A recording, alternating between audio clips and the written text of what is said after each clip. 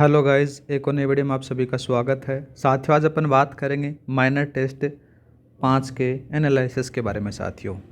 और साथियों एक बात और है, जैसे एक तो वीडियो की टेस्ट सीरीज आएगी, दूसरा जो माइनर 2 है 4th ग्रेड का वो भी आपके पास में जल्दी आने वाला है साथियों। आज अपन इस क्लास के अंदर से माइनर टेस्ट है 5 का एनालिसिस कंप्लीट देखेंगे साथियों। और इस वाले जो टेस्ट सीरीज है इसको अपन थोड़ा सा अलग फॉर्मेट में लाने की कोशिश की है साथियों। तो स्टार्ट करते हैं आज का पहला प्रश्न। तो आज का पहला प्रश्न आ जाता है साथियों कि 12, 15, 48 का चतुर्थ समानुपाती संख्या आपसे पूछी गई है साथियों। पहली बात तो ये साथियों कि मैंने इस फॉर्मेट को इसलिए रखा है क्योंकि जैसे आपके पास में जो सॉल्यूशन होगा वो आपके पास में एक बढ़िया तरीके से स्पेस में जाएगा और एक बढ़िया तरीके से आपको विजिबिलिटी मिल जाएगी साथियों। और जो आपके माइनर 5 में जितने भी क्वेश्चन आए हैं वो सारे के सारे इसमें मैंने कवर किए हैं साथियों। तो सवाल क्या था कि 12, 15, 48 का चतुर्थ समानुपाती आपसे पूछा गया था। क्या जानते हो साथियों, अपन हल के बारे में बात करें तो A/B बराबर होता है साथियों C/D होता है। यहाँ पर से आपको D की वैल्यू निकालनी है। तो D की वैल्यू किस प्रकार से निकालोगे, 12/15 बराबर आपके पास में जाएगा साथियों 48/D की वैल्यू आपको फाइंड करनी है। D की वैल्यू फाइंड करोगे तो आप मल्टीप्लाई कर दो साथियों, तो क्या जाएगा, यहाँ पर जाएगा 48 गुणा 15 और बराबर अपने पास में से D आ जाता है और ये 12 यहाँ पर से नीचे उतर जाएगा, ये इससे कट जाएगा साथियों। तो आपके पास में जो D की वैल्यू आएगी वो 60 आ जाएगी। ऑप्शन नंबर आपका पहले वाला सही रहा। ठीक है, नेक्स्ट बात करते हैं।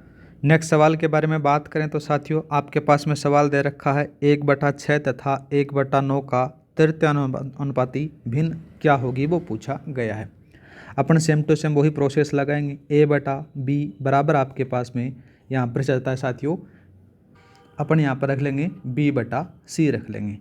तृतीय अनुपाती जो भिन्न है वो पूछा गया है साथियों। A की वैल्यू आपके पास में कितनी दे रखी है, 1/6 दे रखी है। उसी प्रकार से B के बारे में बात करें तो B की वैल्यू कितनी दे रखी है, 1/9 दे रखी है साथियों। 1/9 यहाँ पर से उतर जाएगा और C की वैल्यू मैं मान लेता हूँ साथियों, x मान लेता हूँ। अब क्या किया अपने, यहाँ पर से इनको क्रॉस मल्टीप्लाई किया तो आपके पास में क्या आता है, यहाँ पर आता है साथियों आपके पास में x/6 बराबर आपके पास में जाएगा 1/81। ये 6 ऊपर चला जाएगा तो x की वैल्यू आपके पास में कितनी आएगी साथियों, 6/81 आ जाएगी। जब अपन इसको काटते हैं तो कितना आएगा साथियों, यहाँ पर से आ जाएगा ये 2/27 आंसर आएगा। कितना आएगा, 2/27। आंसर नंबर आपका तीसरे वाला सही रहेगा। इस फॉर्मेट के अंदर से आपको ये फ़ायदा होगा, एक तो आपको स्पेस बढ़िया मिल रहा होगा, एक विजिबिलिटी बढ़िया मिल रही होगी साथियों। ठीक है, दूसरा सवाल बात हो गई। तीसरा बात करते हैं। तीसरा सवाल दे रखा है कि 11, 26, 36, 76 में कम से कम कौन सा अंक जोड़ा जाए कि वे समानुपाती हो जाएं साथियों। यहाँ पर अपन क्या करेंगे साथियों, यहाँ पर अपन मानेंगे कि माना अपन ने अक्स जोड़ा, क्या जोड़ा, अक्स जोड़ा जाता है तो आपके पास में क्या आएगा, 11 प्लस अक्स आ जाएगा। दूसरा जो आएगा साथियों 26 प्लस अक्स आ जाएगा। तीसरा आ जाएगा साथियों 36 प्लस का अक्स आ जाएगा और चौथा आएगा 76 प्लस का अक्स आ जाएगा। अब इसको समानुपाती फॉर्म में लिख लेते हैं। तो समानुपाती फॉर्म में लिखें तो अपन 11 प्लस का अक्स अपॉन अपने पास में जाता है साथियों कितना, 26 प्लस का अक्स आ जाता है, इजिकल टू आपके पास में 36 प्लस का अक्स और अपॉन में जाता है 76 प्लस का अक्स आ जाता है। क्रॉस मल्टीप्लाई कर दो इनको, क्रॉस मल्टीप्लाई करेंगे तो अपने पास में से क्या आ जाएगा, यहाँ पर से आ जाएगा ये अक्स 11 प्लस का अक्स आ गया और इंटू आ जाता है 76 प्लस का अक्स आ गया। इधर अपने पास में 36 प्लस का अक्स और इंटू में क्या रहा, 26 प्लस का अक्स रहा। ये फॉर्म आपके पास में तो अब इसको जब अपन हल करते हैं तो आपके पास में हल करेंगे तो अपने पास में कितना आएगा, 836 आएगा। 836 के बाद में 87 अक्स आ गया और प्लस का अक्स स्क्वायर आ गया। सेम टू सेम अपन इसमें तरफ करेंगे तो कितना आएगा, 936 आएगा। 936 के बाद में 62 अक्स आ जाता है और अक्स स्क्वायर आ जाता है। क्या आएगा साथियों, अक्स स्क्वायर।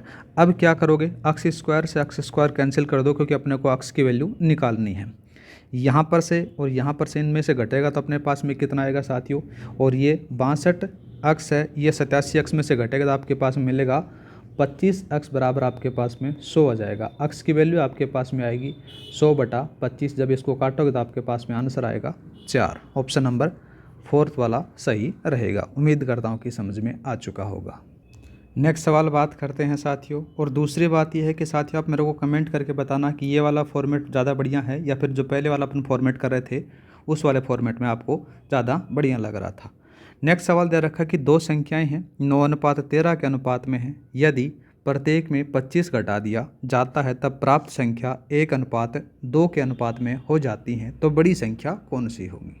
देखो साथियों, इसमें कोई भी दिमाग नहीं लगाना, जैसा आपके पास में सवाल दे रखा है अपन उसी के हिसाब से बात करेंगे। दो संख्याएं, एक 9 अक्स आ जाती है, इसमें से मैंने कितना घटाना है, 25 घटाना है। दूसरे वाली जो संख्या है वो 13 अक्स मैंने मान ली, ठीक है, क्योंकि अक्स मैंने मान रहा हूँ तो यहाँ पर से 25 मैंने इसमें भी घटा दिया। बाद में जो आपके पास में रिजल्ट बच जाता है वो 1:2 रह जाता, मतलब कि 1/2 अपन इसको कर सकते हैं। दोनों तरफ से आपने क्रॉस मल्टीप्लाई किया तो यहाँ पर से कितना आएगा साथियों, 18 अक्स आ गया। 18 अक्स के अंदर से साथ ही बात करें तो ये 50 आ गया, ठीक है। इधर बात करें तो ये 13 अक्स आ जाता है और माइनस का 25 आ जाता है। जब अपने पास में से अक्स और अक्स की टर्म अपने पास में एक लेकर आते हैं, एक तरफ लेकर आते हैं, तो 5 अक्स बराबर आपके पास में कितना आएगा साथियों, 25 आ जाता है। अक्स बराबर आपके पास में 25/5 आ जाता है, तो यहाँ पर से कितनी वैल्यू आएगी साथियों, 5 आ जाती है। और पूछा क्या गया है साथियों कि बड़ी संख्या कौन सी होगी। देखो तो साथियों, पहली जो संख्या होगी बड़ी कौन सी है, बड़ा अनुपात कितना है, 13 है। 13 को आप मल्टीप्लाई करोगे 5 से तो 13×5 = 65 आपके पास में आंसर आ जाएगा। ऑप्शन नंबर तीसरे वाला सही रहेगा, ठीक है। नेक्स्ट बात करते हैं। नेक्स्ट सवाल कौन सा दे रखा है। नेक्स्ट सवाल दे रखा है कि एक निश्चित समय में दो नलिकाओं से बहने वाली पानी की मात्रा उनके व्यास के वर्ग के समानुपाती है तथा दोनों बर्तनों के आयतनों में 26:9 का अनुपात है। यदि वे बर्तन उस नलिकाओं द्वारा क्रमशः 2 और 13 मिनट में भरे जाते हैं तो उन नलिकाओं की व्यास की तुलना अपने को करनी है। सबसे पहले बात करें साथियों, जो नल अपन ने क्या माना, एक नल मान लेते हैं। देखो नल ए द्वारा बहने वाली जो पानी की मात्रा है वो कितनी है, वो आ जाती है 4πr² आ जाती है। इसको मैं R1 बोल रहा हूँ, ठीक है। दूसरा नल कौन सा है साथियों, बी नल मैंने माना, तो यहाँ पर से उसकी मात्रा कितनी मानी, 4πr² मैंने मान ली, ठीक है। अब यहाँ पर क्या दिया गया साथियों, नल ए के बारे में बात करें तो नल ए है, उसमें वो कितना बता रहा है, 2 मिनट बता रहा है। कितना बता रहा है साथियों, 2 मिनट बता रहा है। उसी प्रकार से नल बी के बारे में बात करें तो आपको कितना बता रहा है, यहाँ पर से 13 मिनट बता रहा है। इन दोनों का जब एलसीएम लोगे आपके पास में कितना आएगा, 26 आएगा। कितना आएगा, 26 आएगा। तो इसकी जो एक ही नल की क्षमता आपके पास में निकल कर कितनी आती है, इसकी क्षमता निकल कर आती है आपके पास में 13 और इसकी क्षमता कितनी निकल कर आती है, 2 आपके पास में निकल कर आ जाती है। और उसी हिसाब से बात करें जो नल ए द्वारा लगा समय है वो कितना आएगा, यहाँ पर से बात करते हैं नल ए द्वारा लगा समय, ठीक है, लगा समय कितना बताना है साथियों आपको, टोटल कितना है, 26 है। 26 में 13 का भाग दो, आपके पास में 2 घंटे यहाँ पर देखने को मिल जाता। थोड़ा सा इसमें चेंज करना, 2 घंटे नहीं है, 2 मिनट बता रखिए, 1 मिनट में समय हो रहा ना, तो देखो यहाँ पर से मिनट बता रहा है। दूसरा बात करते हैं, दूसरा नल है नल बी द्वारा कितना बताओगे, तो 26/2 बराबर आपके पास में आ जाता है 13 मिनट आपको देखने को मिल जाती है। अब देखो साथियों, यहाँ पर से आयतन ए के बारे में बात करते हैं। आयतन ए बटे आयतन बी का नल, ठीक है, आयतन बी इसके बराबर कितना बता रखा है साथियों, अनुपात दे रखा है ये रहा, तो 26/9 आपको यहाँ पर लिख देना। तो यहाँ पर से आयतन ए का आयतन किस प्रकार से निकालोगे साथियों, जो इनकी तो यहाँ पर से था ना, ये जो नल ए है उसकी मात्रा को अपन किससे कर देंगे साथियों, उसकी क्षमता से मल्टीप्लाई कर देंगे। यहाँ पर से 4πr1² आ जाता है इंटू यहाँ पर से कितना आएगा, ये आ जाता है 2 आ जाता है साथियों। ऊपर वाला ए का निकल गया, सेम टू सेम अपन दूसरे का निकालते हैं, 4πr2² इंटू 13 आ जाता है, 26/9 आपके पास में आ जाता है। यहाँ पर से क्या क्या कट गया, ये कट गया साथियों, R1² R2² आपके पास में रह जाता है, यहाँ पर से कट गया, ये इधर से कट जाता है आपके पास में, तो R1² बटे R2² है वो आपके पास में 13/3 आ गया। ये उनकी त्रिज्या आ जाती है। लेकिन यहाँ पर से क्या पूछा गया है, व्यासों की तुलना पूछी गई है। तो साथियों यहाँ पर से किससे मल्टीप्लाई कर दोगे, 2 से मल्टीप्लाई कर दोगे। 2 से मल्टीप्लाई करोगे तो क्या करोगे, 2 से 2 कट जाता है, तो जो लास्ट में जो आपका रिजल्ट आएगा वो 13:3 ही आएगा। ऑप्शन नंबर आपका कौन सा सही रहेगा साथियों, 3rd वाला सही रहेगा, ठीक है। नेक्स्ट बात करते हैं। नेक्स्ट सवाल दे रखा है कि 5 राशियाँ हैं A B C D E, इस प्रकार हैं कि A अनुपात B बराबर B अनुपात C बराबर C अनुपात D बराबर D अनुपात E दे रखा है। साथ ही बात करें तो यहाँ पर से दे रखा है B अनुपात E बराबर 64 अनुपात 125 दे रखा है। इसको अपन किस प्रकार से लिख सकते हैं साथियों, जैसे A बटा B बराबर B बटा C बराबर C बटा D बराबर D बटे E बराबर आपके पास में आपने क्या मान लिया, एक R मान लिया जाता है। ठीक है। साथ ही बात करें साथियों तो इसमें अपन पहले वाले में यहाँ पर से करें इन दोनों का, तो यहाँ आपके पास में क्या निकलेगा, D बराबर आपके पास में ER निकल कर आ जाएगा। अब क्या निकालेंगे साथियों, अपन C के बारे में निकालेंगे। तो C बराबर आपके पास में DR निकल कर आएगा, तो ये ER स्क्वायर हो जाएगा। ठीक है। उसी प्रकार से B के बारे में बात करें तो ये क्यूब में चला जाएगा, CR बराबर आपके पास में ER की क्यूब हो जाएगा। ठीक है। यहाँ पर साथियों ये D है, ये क्या जाता है, ये D आ जाता है ER जो अपन ने ऊपर निकाला, और C की वैल्यू है वो ER स्क्वायर आपके पास में यहाँ पर से निकाल ली जाती। साथ ही बात करें साथियों तो यहाँ पर से आप क्या लिखोगे, यहाँ पर से B बटा E बराबर आपके पास में R की क्यूब लिख दोगे। R की क्यूब आपके पास में देखो ये दे रखा है, यहाँ पर से B बटा ये दे रखा ना, तो यहाँ पर से क्या निकालोगे, R की क्यूब बराबर आपके पास में 64 बटा 125 निकालोगे। यहाँ पर से R की वैल्यू आएगी वो किस प्रकार से आएगी साथियों, 64 बटा 125 आ जाएगी, मतलब कि R की वैल्यू आएगी वो 4 बटा 5 आपके पास में यहाँ पर से निकल गई। ठीक। अब क्या करोगे साथियों, यहाँ पर से आपको A की वैल्यू निकालनी है, ऊपर वाले जो इक्वेशन दे रखी है, तो यहाँ पर से BR लगा दोगे। ठीक है। और यहाँ पर से आ जाएगा साथियों E की R की यहाँ पर से 4 आ जाएगा। ठीक है, क्योंकि B आपके पास में है, B की वैल्यू है ER की क्यूब दे रखी है। यहाँ पर से अपने को निकालना है A बटा E निकालना है। A बटा E आपके पास में क्या निकला साथियों, R की 4 निकला, मतलब कि आपने किस किस को कंपैरिजन किया, एक इसको और एक इसको आपने यहाँ पर से निकाला। ठीक है। तो R की वैल्यू आपके पास में 4 बटा 5 निकाली है, A बटा E की वैल्यू आपके पास में यहाँ पर से इसकी वैल्यू निकालनी है, तो 4 बटा 5 का आपको 4 लगा देना है। तो यहाँ पर से 4 का जब आप वो 4 बार इससे मल्टीप्लाई करो तो आप कितना आएगा, 256 आ जाता है, और 5 का निकालोगे तो कितना आएगा, 625 आ जाता है। ये आपका आंसर आ गया। ऑप्शन नंबर कौन सा रहेगा यहाँ पर, पहले वाला यहाँ पर सही रहेगा साथियों। उम्मीद करता हूँ कि समझ में आ चुका होगा। नेक्स्ट बात करते हैं। नेक्स्ट सवाल दे रखा है कि A B का समानुपाती है, मतलब कि क्या कह रहा है, यहाँ पर से ये बता रखी है A समानुपाती B दे रखा है। साथ ही बात करें A C का व्युत्क्रमानुपाती है, मतलब कि A व्युत्क्रमानुपाती 1 बटा C दिया गया है। यहाँ पर से ये चीज़ें आपको दे रखी हैं, जबकि A का मान है 10 दे रखा है, B तथा C का जो मान है वो 5 और 6 दे रखा है। यदि B तथा C का मान क्रमशः 40 तथा 60 हो तो A का मान आपसे पूछा गया है। यहाँ पर से जो चीज़ दे रखी है उसी के बारे में लिखेंगे साथियों। A की वैल्यू आपके पास में कितनी है, 10 है, B की वैल्यू 5 है, और C की वैल्यू आपके पास में 5 दे रखी है। यहाँ पर दे रखी है 6 दे रखी है साथियों, 6 यहाँ पर दे रखी है। तो सबसे पहले अपन इस जो समीकरण को अपन किस प्रकार से लिख सकते हैं साथियों, जैसे ये समानुपाती का चिन्ह अपन हटाएंगे तो A यहाँ पर से कहा जाएगा K मान लिया जाता है, और B बटा C लिख दिया जाता है, मतलब कि ये और ये इन दोनों का सम्मिलित रूप अपने पास में ये देखने को मिल जाता है। जबकि ऑलरेडी अपने पास में A की वैल्यू कितनी है साथियों, 10 आ गई, K की वैल्यू अपने को फाइंड करनी है, B की 5 आ जाती है साथियों, और यहाँ पर से 6 आ जाती है। यहाँ पर से K की वैल्यू क्या निकल कर आएगी, 60 बटा 5 बराबर आपके पास में 12 निकल कर आ जाती है।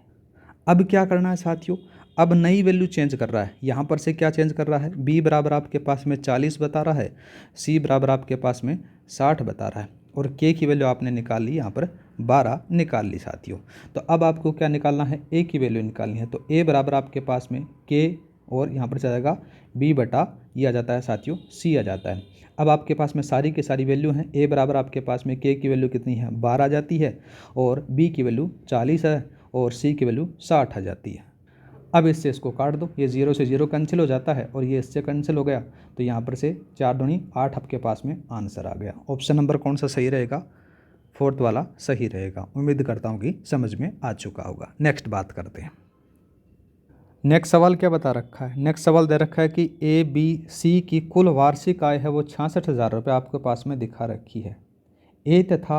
AB तथा C के अपनी जो आय का क्रमशः 80%, 85% और 87.5% वो खर्च कर देते हैं। इसी तरह से उनकी वार्षिक बचत का जो अनुपात होता है वो 64, 60 और 75 हो जाता है। और ए की वार्षिक बचत आपसे पूछी गई है साथियों। देखो साथियों, अपने इसको एकदम सरल तरीके से करने की कोशिश करेंगे। यहाँ पर से ए की बचत है, ए की बचत आपको निकालनी है। तो टोटल उसकी आय 100% आपको देखने को मिल जाती है, लेकिन वो 80% उसमें से क्या कर देता है, खर्च कर देता है। तो 80% उसने खर्च कर दी, तो आपके पास में कितनी बची, 20% बची। इसी प्रकार से बी की निकालेंगे तो अपने पास में से कितना आएगा, यहाँ पर से 85 निकालेंगे तो आपके पास में 15% आपको देखने को मिलेगा। सी के बारे में बात करें तो सी का अपने पास में कितना आएगा, 87.5% है। तो ये आ जाता है साथियों 25.25/2% आपके पास में देखने को मिल जाता है। उम्मीद करता हूँ कितना आपको समझ में आ गया। अब क्या करेंगे साथियों, ए, बी और सी की जो अपने पास में आय आपके पास में निकालनी है। देखो अपन क्या करेंगे, यहाँ पर से मान लेते हैं आई ए मान लिया, मतलब कि ए की इनकम मान ली, दूसरे की इनकम बी मान ली, और तीसरे की आई सी मैंने यहाँ पर से मान ली। अब बचत के बारे में बात करें तो उनकी सेविंग है, तो एस ए निकाला, एस बी निकाला, एस सी निकाला, मतलब कि इनको सेविंग के हिसाब से मैं इनको एक डेटा के रूप में मान रहा हूँ। अब साथियों जैसे अपने सेविंग एस ए की कितनी आ जाती है, 0.20 आई ए मानी, तो मतलब मैं इसको आई ए है वो किस प्रकार से निकाल सकता हूँ, ये निकाल सकता हूँ 5 एस ए निकाल सकता हूँ। इसी प्रकार से 5 दूसरे वाले में कौन सा निकालेंगे, आई बी की निकालेंगे, तो आई बी कितना आएगा, 20/3 एस बी आ जाता है। ठीक है, इसी प्रकार से आई सी के अपने पास में निकालेंगे तो कितना आएगा, 8 एस सी आपके पास में देखने को मिल जाता है। मतलब कि ए बी सी आपके पास में इनकी वैल्यू आ जाती है। बाद में क्या दिया रखा साथियों, यहाँ पर से एस ए अनुपात एस बी और एस सी दे रखा है। कितना कितना दे रखा है, यहाँ पर से दे रखा है साथियों 64 दे रखा है, और साथ ही 60 दे रखा है, और 75 दे रखा है। ठीक, अब मैं क्या करूँगा साथियों, यहाँ पर से मैं इनको अनुपात को हटाने के लिए मैं क्या मान लेता हूँ, जैसे एस ए बराबर मेरे पास में 64 अक्स मान लिया, दूसरा एस बी बराबर मैंने कितना माना, 60 अक्स मान लिया, एस सी बराबर मैंने कितना माना साथियों, 75 अक्स मान लिया जाता है। अब क्या करोगे, ये जो वैल्यू आई है ये कहाँ पर रख दोगे, ये वैल्यू यहाँ पर रख दोगे साथियों। क्या रखोगे इनके साथ में, जैसे मैंने आई ए निकाला, आई ए मेरे पास में कितना आएगा, 5 गुणा 64 अक्स आ गया। इसी प्रकार से आई बी की वैल्यू है वो कितनी है साथियों, 20/3 गुणा 60 अक्स आ गया। आई सी के बारे में बात करें तो साथियों कितना आ जाती है, यहाँ पर चला जाती है 8 तो था ही है, तो 8 को 75 से मल्टीप्लाई कर दो, ये आ जाती है। यहाँ पर से इनका सभी का जब आप निकालोगे तो आपके पास में ऊपर वाले का 320 अक्स आ गया, दूसरे वाले का 400 अक्स आ गया, और तीसरे वाले का जाता है साथियों 600 अक्स आ जाता है। ठीक है, अब क्या करोगे साथियों, वैसे आपका सवाल अब हो चुका है। यहाँ पर से आई ए, आई बी और आई सी, मतलब इनकी जो टोटल वैल्यू है वो कितनी दे रखी है आपके क्वेश्चन में, यहाँ पर से दे रखी है साथियों 66,000 रुपये दे रखी है। कितनी दे रखी है, 66,000 रुपये आपके पास में दे रखी है। यहाँ पर से आई ए, आई बी और आई सी की वैल्यू आपने आराम से निकाली है, 320 अक्स, 400 अक्स, 600 अक्स आपके पास में निकाली जाती है साथियों। तो इनको टोटल कर दो, 320 अक्स आ जाता है, साथ ही बात करें तो 400 अक्स आ जाता है, तीसरा 600 अक्स आ जाता है, बराबर आपके पास में 66,000 दे रखी है। यहाँ पर से कितने आएगा साथियों, 1320 अक्स आ जाती है। 1320 बराबर आपके पास में 6600, ये 66,000 अक्स आ जाती है। तो अक्स की वैल्यू आपके पास में कितनी निकले साथियों, ये आ जाती है, इसमें से भाग दोगे कितने का, 1320 का, तो आपके पास में अक्स की वैल्यू निकलेगी 50। अब यहाँ पर क्या पूछा है कि ए की वार्षिक बचत पूछ रहा है। ए की वार्षिक बचत कौन सी है साथियों, यहाँ पर अपन बात करें, ये आपके पास में निकाली थी अपने, ये निकाली थी ना, इस वाले को थोड़ा सा मैं इसमें पेन चेंज कर देता हूँ, ये लो, ये आपने निकाली थी। यहाँ पर जब आप अक्स से जो वैल्यू आई थी उसको मल्टीप्लाई कर दोगे, तो एस से बराबर आपके पास में 64 मल्टीप्लाई अक्स की वैल्यू कितनी निकाली है साथियों, आपने 50 निकाली है, मल्टीप्लाई करोगे तो आपके पास में कितना आएगा, 3200 आंसर आ जाता है। ठीक है, ऑप्शन नंबर ये सेकंड वाला सही रहेगा। उम्मीद करता हूँ कि समझ में आ चुका होगा। नेक्स्ट सवाल के बारे में बात करते हैं। नेक्स्ट सवाल क्या दे रखा है, नेक्स्ट सवाल दे रखा है कि किसी कारखाने में कर्मचारियों की संख्या 9:8 के अनुपात में बांट दिया जाता है तथा प्रति कर्मचारी मजदूरी को 14:15 के अनुपात में बढ़ा दिया जाता है। ज्ञात कीजिए कि मजदूरी की कुल राशि किस अनुपात में बढ़ी या घटी है, वो पूछा गया है। देखो साथियों, सबसे पहले बात करें, माना पहले कर्मचारियों की संख्या। ठीक है, कर्मचारियों की संख्या कितनी माननी है साथियों, आपने यहाँ पर से जो दे रखा है उसी को मान लो आप, 9x मान ली और बाद में माना तो कितना लिखोगे साथियों, तो बाद में हो जाती है वो 8x आपके पास में देखने को मिल जाती है। ये तो कर्मचारियों की संख्या है। अब उनका अपन क्या निकालेंगे साथियों, वेतन निकालेंगे। वेतन के बारे में बात करें तो पहले वेतन है वो कितना बताया गया है, 14y अपन मान लेते हैं, ठीक है। और बाद में वेतन बात करें, बाद में वेतन कितना बताना है, 15y बताना है। अब क्या करेंगे साथियों, अब करेंगे कि जो पहले वेतन दिया जाता था, पहले जो दिया जाने वाला वेतन था टोटल वो कितना था, वो जाता है 14y इंटू कितना आएगा साथियों, यहाँ पर से 9x आ जाता है। तो टोटल जब इनको मल्टीप्लाई करेंगे तो आपके पास में 126xy आ जाता है। ये तो था पहले, ठीक है। और बाद में कितना वेतन दिया जा रहा है साथियों, तो यहाँ पर से 15y मल्टीप्लाई 8x आ जाता है। तो यहाँ पर से टोटल कितना आएगा, 120xy आ जाता है, ठीक है। अब इसका रेशियो आपको निकालना है, अनुपात में अपन लिखेंगे तो इसको कितने पर लगाएंगे, 126xy बटा 120xy आ जाता है। यहाँ पर से xy कैंसिल हो जाता है साथियों। ये किससे कट जाता है, ये कट जाता है 2 से, जब अपन काटते हैं तो 63 अनुपात 60 आपके पास में आंसर आ जाता है। ऑप्शन नंबर कौन सा सही रहेगा, सेकंड वाला सही रहेगा। 63, सॉरी ये नहीं है, इसमें से थोड़ा सा ये लिख लेना, ये है 63 अनुपात 60 आपको बताना है, ठीक है। ये नहीं है, दोबारा से बता रहा हूँ साथियों, ये वाला है 63 अनुपात 60 का। नेक्स्ट बात करते हैं साथियों। नेक्स्ट सवाल दे रखा है कि एक थैली में 100 रुपये, 50 रुपये और 10 रुपये के नोट्स हैं। 100 रुपये और 50 रुपये के नोटों की संख्या का अनुपात दे रखा है 2:3 के अनुपात में, तथा 50 रुपये और 10 रुपये के नोटों के अनुपात जो है संख्या का अनुपात दे रखा है 4:9 के अनुपात में दिया गया है। यदि उस थैली में कुल कितने आपको पैसे बताए गए हैं, इसमें बता रखे हैं 1,12,500 रुपये बता रखे हैं। तो यहाँ पर बता रखा है कि 50 रुपये के नोटों की संख्या आपसे पूछी गई है। सरल सा सवाल है साथियों, कोई भी दिमाग नहीं लगाना है। यहाँ पर से 100 रुपये, दूसरा 50 रुपये और तीसरा है 10 रुपये आपके पास में दे रखी है। अब क्या होता है साथियों, यहाँ पर से जो 100 रुपये और 50 रुपये का जो अनुपात है, जैसे अपन नोट मान लेते हैं 100 का, अनुपात दे रखा है कितने का, 50 का दे रखा है, कितना है 2 अनुपात आपके पास में 2:5 दे रखा है, ठीक है। सेम अपन बात करें, इसको मैं किस प्रकार से लिख सकता हूँ साथियों, यहाँ पर से 100 बराबर आपके पास में 2/5 n50 रख सकता हूँ, ठीक है। उसी प्रकार से दूसरा है 50 और 10 के बारे में जो रेशियो दे रखा है वो n50 रेशियो दे रखा है, n10 दे रखा है साथियों, तो वो 4:9 दे रखा है। यहाँ पर से अपने को n10 निकाल लेना है, क्योंकि 50 की तो संख्या ही पूछी गई, तो इसलिए अपने को यहाँ पर से इस फॉर्म में इसको लिख सकते हैं कितना, 9/4 n50 लिख रखा है, ठीक है। अब देखो साथियों, जो टोटल है वो कितना बता रखा है, 100 प्लस का, 50 प्लस का, 10 बराबर आपके पास में 1,12,500 रुपये बता रखा है, ठीक है। यहाँ पर क्या करेंगे साथियों, देखो यहाँ पर से जो नोटों की संख्या थी वो कितना निकाली थी अपने, ये निकाली थी, ये वाली निकाली थी ना, तो इससे मल्टीप्लाई कर दो, 2/5 यहाँ पर से n50 आ गया साथियों। दूसरा 50 तो दे ही रखा है और यहाँ पर से n50 आपको यहाँ पर से फाइंड करना है। साथ ही बात करें तो 10 है, तो 10 की वैल्यू अभी अपन निकाल कर आए थे n10, वो कितने आ गए साथियों, 9/4 n50 आ गई साथियों। तो यहाँ पर से 1,12,500 रुपये आपको यहाँ पर से लिखने हैं।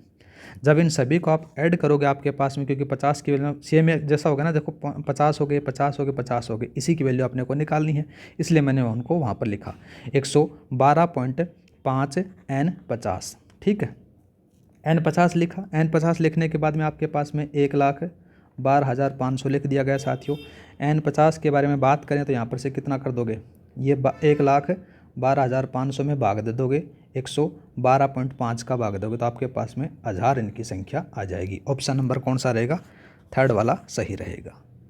नेक्स्ट बात करते हैं साथियों। नेक्स्ट सवाल दे रखा है कि किसी मिश्रण में दूध तथा पानी का अनुपात दे रखा है, ठीक है। ये सवाल हो गया आपका। नेक्स्ट बात करते हैं, चलो।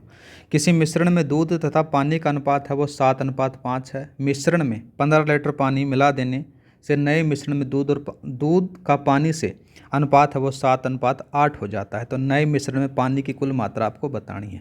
देखो साथियों, सबसे पहले आपके पास में दे रखा है कितना है, 7 दे रखा है, 7:5 दे रखा है।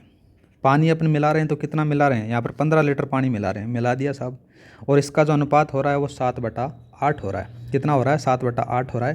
क्रॉस मल्टीप्लाई कर दो साथियों, तो कितना हो गया, 56x आ जाता है। यहाँ पर से 35x प्लस का जाता है साथियों, 105 आ जाता है। यहाँ पर से जब अक्स की वैल्यू अपने इधर लेकर आएंगे तो आपके पास में 21 बराबर 105 आ जाता है। हर अक्स की वैल्यू आएगी वो 5 आ जाती है। ठीक है। अब बाद में क्या पूछा गया कि नए मिश्रण में पानी की कुल मात्रा आपसे पूछी जा रही है। तो 5 तो था ही साथियों, 5 से आप यहाँ पर अक्स की वैल्यू निकाल ली, 5 से मल्टीप्लाई कर दो और 15 इसमें से ऐड कर दो। तो 25 प्लस का 15 आपके पास में जब आएगी वो आएगी साथियों 40 लीटर आपके पास में आंसर आ जाएगा। उम्मीद करता हूँ कि समझ में आ चुका होगा। नेक्स्ट बात करते हैं। नेक्स्ट सवाल दे रखा है कि 3068 रुपये को ए, बी और सी इस प्रकार बांटा जाता है कि यदि इनके भागों में क्रमशः 10 रुपये, 14 रुपये, 20 रुपये कम कर दिए जाएं तो शेष धन है वो 5:6:7 के अनुपात में हो जाएगा। इसमें बी का भाग कितना होगा वो पूछा जा गया। सबसे पहले बात करें साथियों तो 3068 रुपये आपके पास में दे रखा है। ठीक है। यहाँ पर से जो वैल्यू है वो घटानी है। तो देखो कितना आएगा, 10 प्लस का 14 प्लस का 20 आ जाता है। तो ये टोटल कितना आ गया, 44 आ जाता है। तो इसमें से किस में से घटाओगे साथियों, इसमें से घटा दो 44 से, तो आपके पास में 3024 ये बच गया। बाद में आपको रेशियो क्या दे रखा है साथियों, 5 दे रखा है। 5, 6 और 7 दे रखा, तो इनको ऐड कर लो। 5, 6 और 7 को जब ऐड करोगे तो आपके पास में 18 आएगा। यहाँ पर से अपने पास में से क्या निकालोगे, 3024/18 निकालोगे तो 1 का रेशियो आ जाएगा। कितना आएगा, 1 का रेशियो आपके पास में 168 आएगा। ठीक है। अब आपको बी का हिस्सा फाइंड करना है। तो 6 है, बी का हिस्सा कितना है साथियों, यहाँ पर से 6 दे रखा है। तो यहाँ पर 6 गुणा 1 का जो रेशियो निकाल कर आए हो 168, तो आपके पास में कितना आएगा, 1008 आ जाएगा। कितना आ गया साथियों, 1008 आ जाता है। अब ये पूछ रहा है कि बी का भाग आपसे पूछा गया है। 1008 तो है ही, ये रेशियो निकल कर आ जाता है। बाद में पहले क्या घटाए थे, यहाँ पर से 14 घटाए थे ना, बी का रेशियो था। तो ये 14 यहाँ पर से ऐड कर दो, आपके पास में 1022 आंसर आ जाता है। ऑप्शन नंबर बी वाला सही रहेगा। नेक्स्ट बात करते हैं साथियों। नेक्स्ट सवाल है कि 64 और 16 के मध्यानुपाती और तृतीयानुपाती की संख्याओं के बीच क्या अनुपात होगा वो पूछा गया है। देखो साथियों, अपन इसको किस प्रकार से करेंगे, इसको करेंगे ए तथा बी का अपन क्या निकालेंगे, सबसे पहले मध्य अनुपाती निकाल लेते हैं। तो मध्य अनुपाती अपन किस प्रकार से निकालेंगे, रूट ए बी निकाल सकते हैं। ठीक है।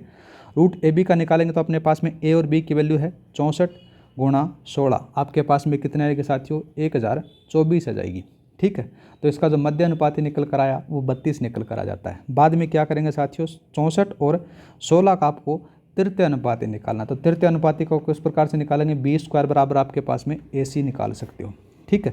बी की वैल्यू आपके पास में है कितनी है साथियों, यहाँ पर से 16 है, 16 का आपने स्क्वायर कर दिया। और साथ में ही बात करें तो ए की वैल्यू आपके पास में 64 आ जाती है। हर सी की वैल्यू आपको फाइंड करनी है। तो सी की वैल्यू अपन फाइंड करेंगे तो कितना आएगा, 256/64 आ जाएगा साथियों। तो यहाँ पर सी की वैल्यू आपके पास में 4 आ गई। ये आपके पास में कौन सा निकल गया साथियों, ये निकल गया तृतीय अनुपाती। अब इनका क्या है, आपको यहाँ पर से निकालना है 32:4 से निकालना है। तो इसको जब अपन काटेंगे तो आपके पास में 8:1 आंसर रहेगा। ऑप्शन नंबर पहले वाला सही रहेगा। ठीक है। ये तो कौन सा था साथियों, ये मध्य अनुपाती निकला। और दूसरे वाला जो अपना निकला ये निकला कौन सा, तृतीय अनुपाती। नेक्स्ट बात करते हैं साथियों। नेक्स्ट सवाल दे रखा है कि किसी हीरे का मूल्य उसके भार के वर्ग के अनुक्रमानुपाती है। एक हीरा 4 टुकड़ों में इस प्रकार टूटा कि उसके चारों भागों का अनुपात है 1, 2, 3 और 4 दे रखा है। यदि टूटने पर जो हीरे का मूल्य है वो कितना हो जाता है, 1,40,000 रुपये की हानि हुई तो बिना टूटे हीरे का मूल्य कितना था वो पूछा गया है साथियों। सबसे पहले बात करें, यहाँ पर आपके पास में क्या दे रखा है, भार दे रखा है 1:2:3:4 और 4 दे रखा है। अब यहाँ पर क्या बता रखा है साथियों, मूल्य बता रखा है कि उनके वर्ग के अनुक्रमानुपाती है। तो देखो कितना आएगा, यहाँ पर जाता है 1, 4 और 9 और साथ में 16 आ जाता है। अगर उसका टोटल निकाला जाए ना साथियों तो टोटल कितना आ गया आपके पास में 10 आ जाता है। इसका स्क्वायर अपन करेंगे तो कितना आएगा साथियों, पहले था 100 आ जाता है। ठीक है। लेकिन अब वो टूट गया है, टूटने के बाद में उसको कितना होता है साथियों, देखो यहाँ पर से 35 हो जाता है। तो इनको सबको जोड़ते हैं तब। और हानि के बारे में बात करें तो आप क्या करोगे, इस 100 में से आपको 35 घटा दो तो आपके पास में कितना हो रहा है, यहाँ पर वो हो जाता है साथियों, यहाँ पर आता है, यहाँ पर 35 ना होगा, ये 30 होगा। कितना होगा, ये 30 होगा। और यहाँ पर से अपन घटाएंगे तो 70 यहाँ पर आ जाता है साथियों। ठीक है। और ये 70 किसके बराबर है, ये 1,40,000 के बराबर आपके पास में दे रखा है। अगर बात करें साथियों अपन 100 के बारे में, तो देखो टूटने से पहले उसका मूल्य कितना था उसके बारे में बात हो रही है, तो वो पहले यहाँ पर 100 दे रखा है।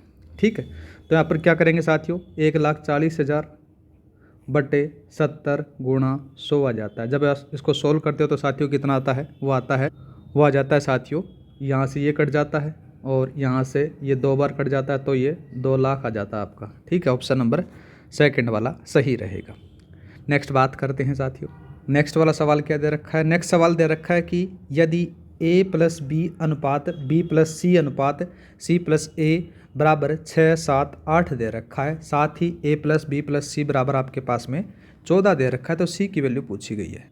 यहाँ पर अपन क्या लॉजिक लगाएंगे साथियों, यहाँ पर लगाएंगे देखो A+B, ठीक है, अनुपात दे रखा है B+C, अनुपात दे रखा है C+A दे रखा है, बराबर 6:7:8 दे रखा है। साथ ही दे रखा है साथियों A+B+C बराबर आपके पास में 14 दे रखा है।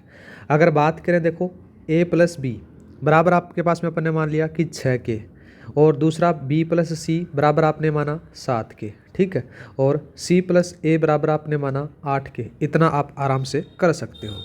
अभी एक काम करो साथियों, आप यहाँ पर से इन सबको जोड़ दो, सबको जोड़ोगे तो देखो क्या आएगा, A+B प्लस का जाता है B+C प्लस का जाता है C प्लस का A बराबर आपके पास में इनको 6, 7, 8 के को जोड़ते तो आपके पास में यहाँ पर बचता है 21 के हो जाता है। सब में A 2 बार आ रहा है, B 2 बार आ रहा है, C 2 बार आ रहा है, तो अपन इसको इस प्रकार से लिख सकते हैं 2A 2B और 2C बराबर आपके पास में 21 के आ जाता है। 2 अपन कॉमन लिया, A+B+C बराबर आपके पास में 21 के आया। बाद में क्या करोगे साथियों, यहाँ पर वैल्यू दे रखी है A+B+C की वैल्यू दे रखी है, तो 2 गुणा 14 आ जाता है, बराबर का 21 के आ जाता है साथियों। यहाँ पर से जो K की वैल्यू आएगी वो कितनी आएगी, वो आ जाती है साथियों, ये आएगी 4/3 आएगी। ठीक है, अब साथियों अपन क्या लॉजिक लगाएंगे, अपन लगाएंगे देखो A+B+C बराबर आपके पास में कितना दे रखा है, 14 दिया हुआ है। साथ ही बात करें इधर इनके बारे में, तो कितना है, A+B की वैल्यु है साथियों ये 6 के, तो देखते हो कि यहाँ पर क्या जाएगा, A+B बराबर आपके पास में आ जाता है साथियों 6, और K की वैल्यू अभी मैंने निकाली है कितनी, 4/3 आ जाती है, तो 4/3 यहाँ पर आ जाती है, तो A+B की वैल्यू जो निकल कर आती है वो कितनी आएगी साथियों, 8 आ जाती है। बाद में अपने पास में जो A+B+C बराबर 14 है, इसमें रख दो 8 प्लस का C बराबर 14 आ गया। ठीक है, बाद में C की वैल्यू अपने पास में 14 माइनस का 8 बराबर आंसर आ जाता है साथियों 6 कौन से में है, पहले वाला ऑप्शन आपका सही रहेगा। उम्मीद करता हूँ कि समझ में आ चुका होगा। नेक्स्ट सवाल बात करते हैं साथियों, एकदम सरल सा सवाल दे रखा है कि एक कक्षा में लड़के तथा लड़कियों का अनुपात है 5:3 है। निम्नलिखित में से विद्यार्थियों की वह संख्या जो कक्षा में नहीं हो सकती होगी वो पूछा गया है साथियों। देखो साथियों, सबसे पहले बात करें 5x प्लस का 3x बराबर आपके पास में 8x आ जाता है, 8x आ गया। अब अपने को देखना है कि ऐसी कौन सी संख्या है जिससे आप मल्टीप्लाई करोगे तो आपके पास में यह आना चाहिए। जैसे 8 है, 8 को अपन 4 से मल्टीप्लाई करोगे तो आपके पास में 32 आता है, ठीक बात आती है। दूसरा अपन 36 आपके पास में जाता है, तो 8 से ऐसी कोई भी संख्या नहीं है जिससे आपको आप 36 ला सकते हो, तो यही आपका आंसर रह जाता है साथियों। ठीक है, नेक्स्ट बात करते हैं। नेक्स्ट सवाल बात करते हैं साथियों, एक थैले में 5 रुपये, 2 रुपये, 1 रुपये के सिक्के हैं जो क्रमशः 4, 5, 6 के अनुपात में हैं। यदि थैले में कुल रुपये हैं वो 216 रुपये हैं, तो थैली में 5 रुपये के सिक्कों की संख्या कितनी होगी वो पूछा गया है। देखो साथियों, सबसे पहले बात करें, आपके पास में 5 रुपये है, 2 रुपये है और साथ ही 1 रुपये आपके पास में दे रखा है। यहाँ पर इनका जो रेशियो है वो 5 गुणा 4x अपन लिख सकते हैं। साथ ही बात करें 2 गुणा 5x आपके पास में दे रखा है, और 1 रुपये के हैं वो कितने सिक्के हैं, वो यहाँ पर से 6 के अनुपात में दे रखा है, तो 6x आ जाता है। इनका जो टोटल है वो आ जाता है 216 रुपये बता रखा है साथियों। तो इनको अपन जोड़ते हैं, देखो 5 का 20x आ जाता है, प्लस का 10x आ जाता है, प्लस का 6x आ जाता है, बराबर का 216 आ गया साथियों।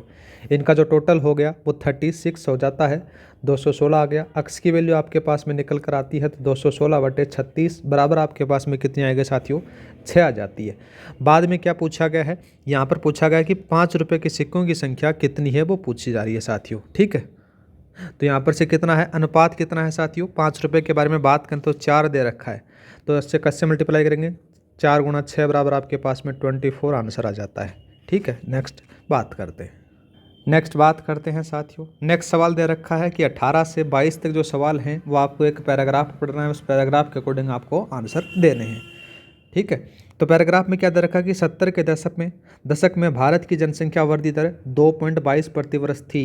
80 के मध्य से लेकर 90 तक वृद्धि दर में से एक परिवर्तन हुआ और 1996 से 2001 के लिए वह 1.62% होना संभावित है। 2006 से 2011 के दौरान यह संभावित है कि 1.50% पहुँच जाएगी।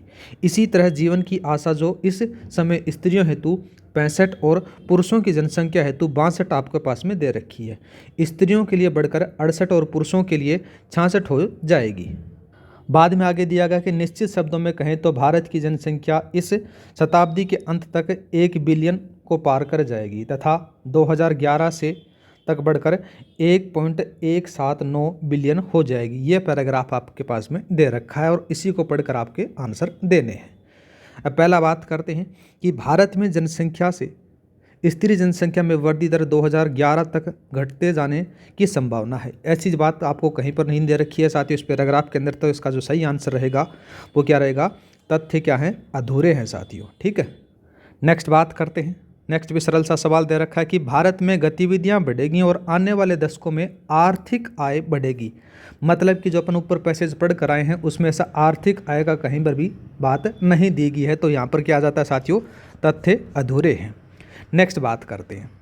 नेक्स्ट क्या कहा गया कि आने वाले वर्षों में भारत की जनसंख्या वर्गजनों का अनुमान बढ़ जाएगा। तो ये बात साथियों क्या है, निश्चित रूप से सत्य बताई गई है। ठीक है, नेक्स्ट बात करते हैं। नेक्स्ट सवाल आ जाता है साथियों 21 का सवाल। 2011 से अगले 10 वर्षों तक जनसंख्या प्रतिवर्ष 1.79% की दर से बढ़ोतरी होती जाएगी। तो साथियों क्या है, निश्चित रूप से ये भी सत्य है, बात कही गई है। जो पैसेज आपको ऊपर दे रखा है, तो साथियों ये जो टॉपिक है रीजनिंग का टॉपिक है, तो मेरे साथियों आप बहुत बार कमेंट करते हो कि ये टॉपिक तो हमारे सिलेबस में नहीं है। इसका मतलब ये है कि आपको सिलेबस अच्छी तरीके से याद नहीं है। और दूसरी बात बता देता हूँ कि कलाम एकेडमी है वो कभी भी आउट ऑफ सिलेबस क्वेश्चन नहीं बनाती है। ठीक है, नेक्स्ट बात करते हैं साथियों। नेक्स्ट सवाल दे रखा कि भारत में जनसंख्या की दर पहले ही ऋणात्मक हुई है। तो साथियों क्या है, ये निश्चित रूप से असत्य है। ठीक है, क्योंकि यहाँ पर ऋणात्मक का कोई भी यहाँ पर लेना जोना नहीं दिया गया है। नेक्स्ट बात करते हैं। नेक्स्ट सवाल दे रखा है साथियों, ये सवाल एकदम सरल सा सवाल है। इसमें से क्या दे रखा है, देखो, दिए गए शब्दों को अंग्रेजी शब्दकोश के अनुसार व्यवस्थित करने के पश्चात कौन सा शब्द चौथे स्थान पर आएगा। ठीक है, अब ऐसे शब्दों को अपन करने के लिए अपन क्या करेंगे साथियों, देखो सबसे पहले आपके पास में 5 वर्ड दे रखे हैं, तो सबसे पहले जो कॉमन है उनको काट दो।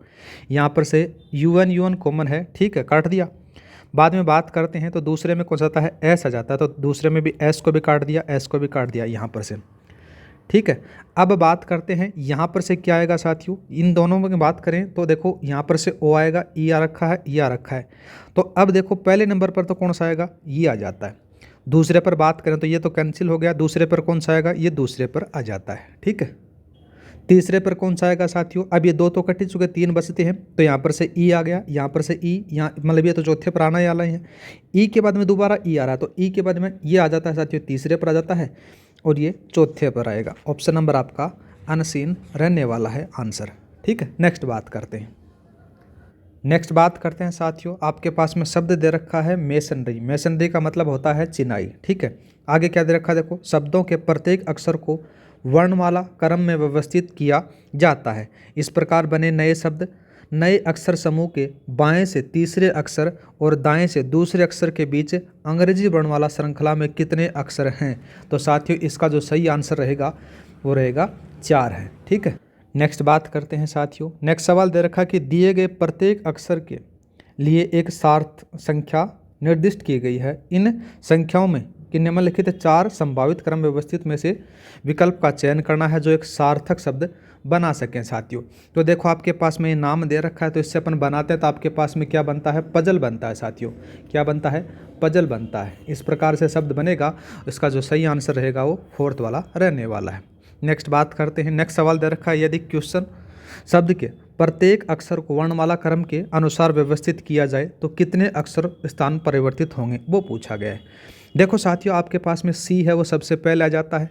बाद में बात करें तो बाद में कौन सा आएगा, बाद में आ जाता है साथियों एच आ गया, एच के बाद में आई आ जाता है, आई के बाद में बात करें तो साथियों कौन सा आ जाता है, आई के बाद में आ जाता है एन आ जाता है, फिर ओ आ जाता है। ठीक है, ओ के बाद में बात करें तो साथियों एच आ जाता है और यू आ जाता है।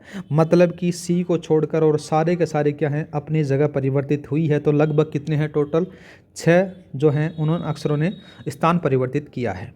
ठीक है, नेक्स्ट बात करते हैं साथियों। नेक्स्ट सवाल क्या दे रखा है, नीचे दिए गए वाक्यांश में एक शब्द है जिसमें अक्षरों को अव्यवस्थित किया गया है, बड़े अक्षरों में लिखे गए उस शब्द के अक्षरों को पुनर्व्यवस्थित करके सही शब्द बनाना आपको पूछा गया है। मतलब कि इस शब्द को आपको एक सार्थक शब्द बनाना है साथियों। तो एक देखो ये क्या आता है, ट्विंकल आ जाता है इसका सही आंसर। ठीक है, नेक्स्ट बात करते हैं। नेक्स्ट सवाल दे रखा है साथियों आपको, देखो क्या दे रखा है कि KLMNWXYZ एक परीक्षा में अलग अलग अंक प्राप्त किए। के ने केवल 3 व्यक्तियों से अधिक अंक प्राप्त किए, वाई ने केवल एल और एम से कम अंक प्राप्त किए, डब्ल्यू ने जेड से अधिक लेकिन एक्स से कम अंक प्राप्त किए, एल ने उच्चतम अंक प्राप्त नहीं किए हैं। तो कितने लोगों ने एक्स से कम अंक प्राप्त किए? तो साथियों इसका जो सही आंसर रहेगा वो 2 लोगों ने प्राप्त किए हैं। नेक्स्ट बात करते हैं। नेक्स्ट सवाल दे रखा कि सुनीता अपनी कक्षा में शीर्ष से 10वें स्थान और नीचे से 18वें स्थान पर है। तो कक्षा में कितने विद्यार्थी हैं? तो साथियों देखो सबसे पहले ऊपर से बात करें तो देखो 10 - 1 9 आ जाता है, और नीचे से बात करें तो 18 - 1 बराबर 17 आ जाता है। इनको टोटल कर दो, 9 प्लस का 17 प्लस का 1 बराबर आपके पास में 27 आंसर आएगा। ऑप्शन नंबर 4 वाला सही रहेगा। ठीक है, नेक्स्ट बात करते हैं साथियों। नेक्स्ट सवाल क्या दे रखा है कि उमेश सतीश से बड़ा है, सुरेश नीरज से छोटा है लेकिन उमेश से बड़ा है, तरुण रितेश से बड़ा है लेकिन सतीश से छोटा है, मनीष सबसे छोटा है, उसमें सबसे बड़ा कौन है? तो सबसे बड़ा साथियों कौन आ जाता है? नीरज है। ठीक है, नेक्स्ट बात करते हैं। 6 बाइक दे रखी हैं, T1 से लेकर T6 तक की चाल की तुलना की जाती है। T6 की चाल केवल 3 बाइकों से अधिक बताई गई है। किसी भी 2 बाइकों की चाल समान नहीं है, ये भी कहा गया है। और साथ ही कहा गया है कि T4 की चाल T2 से अधिक है लेकिन T6 से कम है, और T3 की चाल है वो T5 से कम नहीं है, वो भी कहा गया है। और साथ ही कहा गया है कि T2 और T5 की चाल सबसे कम नहीं है। तो कितनी बाइकों की चाल है वो T3 से कम है? तो साथ ही इसका जो सही आंसर रहेगा वो रहेगा 5। ठीक है, नेक्स्ट बात करते हैं। नेक्स्ट सवाल दे रखा है कि 5 मित्र पीयूष, निखिल, राहुल, सक्षम और तरुण के कद अलग अलग हैं। तरुण केवल 3 अन्य मित्रों से लंबा है, राहुल सभी मित्रों से लंबा है, निखिल केवल 1 मित्र से लंबा है, पीयूष से केवल 2 मित्र लंबे हैं। सभी मित्रों में किसका कद सबसे कम है वो पूछा गया है। तो साथियों सक्षम है, इसका कद सबसे कम आपको देखने को मिल जाता है। नेक्स्ट बात करते हैं साथियों। नेक्स्ट सवाल दे रखा है कि अक्स शीर्ष से 7वें स्थान पर जबकि वाई कक्षा रैंकिंग में नीचे से 16वें स्थान पर है। यदि वे अपनी स्थिति में को बदलते हैं तो अक्स शीर्ष से 21वें स्थान पर आ जाता है और नीचे से अक्स की स्थिति क्या होगी वो पूछा गया है। सबसे पहले आप क्या करोगे साथियों? तो सबसे पहले आपको करना है कि कुल जो छात्र हैं वो 21 निकालने हैं। तो 21 प्लस का 16 माइनस का 1 निकालोगे तो आपको टोटल स्टूडेंट की संख्या 36 मालूम हो जाएगी। अब क्या होता है साथियों कि इंटरचेंज हो जाता है। तो इंटरचेंज के बाद में इनकी जो स्थिति है वो किस प्रकार से निकालनी है? 36 माइनस का 21 प्लस का 1 बराबर आपके पास में 16 आंसर रहेगा। ऑप्शन नंबर 2 वाला। ठीक है, नेक्स्ट बात करते हैं। नेक्स्ट सवाल क्या दे रखा है? नेक्स्ट सवाल दे रखा है कि कुल 42 छात्र पूर्व की ओर एक पंक्ति में खड़े हैं। दाईं छोर से नेहा की स्थिति 16वीं है, विनीता बाईं ओर से 26वें स्थान पर है। यदि मंगला नेहा के दाईं से 7वें स्थान पर खड़ी है तो पंक्ति के बाएं से मंगला की स्थिति क्या होगी वो पूछी गई है साथियों। सबसे पहले बात करें तो देखो किस प्रकार से निकालना है। इसका जो सही आंसर होगा, जो टोटल छात्र हैं वो 42 आपको देखने को मिल जाते हैं। नेहा के लेफ्ट से वो कौन सी आ जाती है साथियों? वो कौन सी आती है? 7वीं स्थिति आपको देखने को मिलती है। नेहा से लेफ्ट में कौन सी आती है? 16वीं पर आपको देखने को मिलेगी, और जो मंगला की स्थिति आपको मिलेगी वो 7वीं देखने को मिल जाती है। तो इसका जो सही आंसर रहेगा वो रहेगा 34। ठीक है, नेक्स्ट बात करते हैं। नेक्स्ट सवाल दे रखा है साथियों कि 14 सितंबर 3041 को सप्ताह का कौन सा दिन होगा। पहली बात तो ये है कि बहुत सारे लोग कमेंट करेंगे कि कैलेंडर और क्लॉक वाला हमारे सिलेबस में नहीं है। तो साथियों सिलेबस को एक बार जाकर देख लेना, उसमें से टाइम और सीक्वेंस के नाम से एक टॉपिक दे रखा है, तो वो कैलेंडर और क्लॉक वाला ही है साथियों। इसका जो सही आंसर रहने वाला है साथियों वो कौन सा रहने वाला है, शुक्रवार रहेगा। ठीक है, नेक्स्ट बात करते हैं। नेक्स्ट सवाल दे रखा है कि 29 दिनों के एक महीने में दूसरा गुरुवार महीने के 13वें दिन पड़ता है।